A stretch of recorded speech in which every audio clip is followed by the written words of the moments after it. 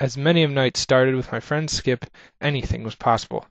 This night in particular started in a lowly parking lot of Kroger, with the night's journey unknown.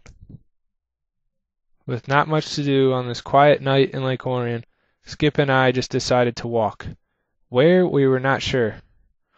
But onward we went down the road, jumping off ledges, changing signs into funny sayings, passing over a highway through a hilly field, and just shooting the breeze. Little did we know that one of our greatest adventures was about to unfold. As our adventure continued, we came upon the large mall in our city, Great Lakes Crossing. Now this was no ordinary mall. It had hundreds of stores, including Outdoor World, which was a huge outdoor sports store. And this happened to be where our trouble began.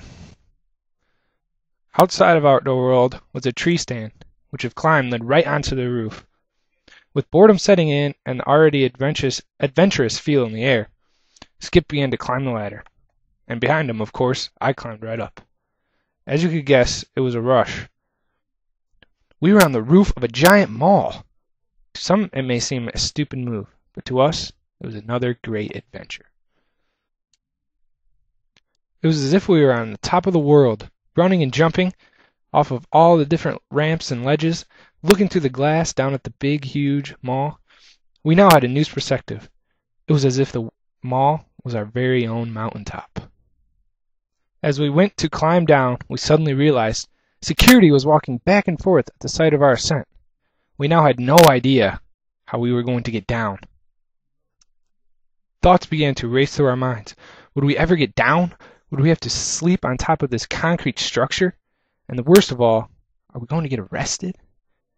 Suddenly our mountaintop had turned into a ferocious storm, engulfing us deeper and deeper into a dark hole of trouble. The only thing left to do was put our creative minds together, the very same ones that got us up here in the first place. My first brilliant thought was to jump into a tall pine tree that was standing by the rooftop. But that was too dangerous, and we decided last resort.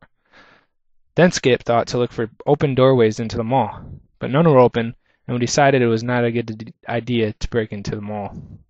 Then the most logical, yet still risky, idea came to us. Over all the entrances to the mall, there were hard metal canvases about 15 feet away from the ledge of the roof. So we hung from the ledge and dropped onto the top of the canvases. This part was not that difficult.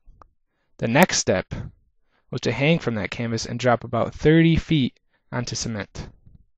This, on the other hand, would be a very difficult task. With sweat dripping from every area of our body, we both dropped onto the pavement, sending shocking pain up our legs. This pain was awful, but as tough as we were, and the fact we were off the roof, we were fine. We slapped hands in victorious triumph. This reminds me back of our barefoot adventure through the snow, but I won't go into that. With relief, we walked and found a security guard who let us use his phone to call one of our friends to pick us up. Ironic, I know, one of the men we were just running from was letting us use his phone. As our adventurous night came to an end, we both knew this was one adventure we would never forget. Not only did we have a fun-filled journey across town, we both had defeated a mountain that not many other duos could have conquered. As we rode into the distance, we were just like Lewis and Clark, awaiting the adventure the next day might bring.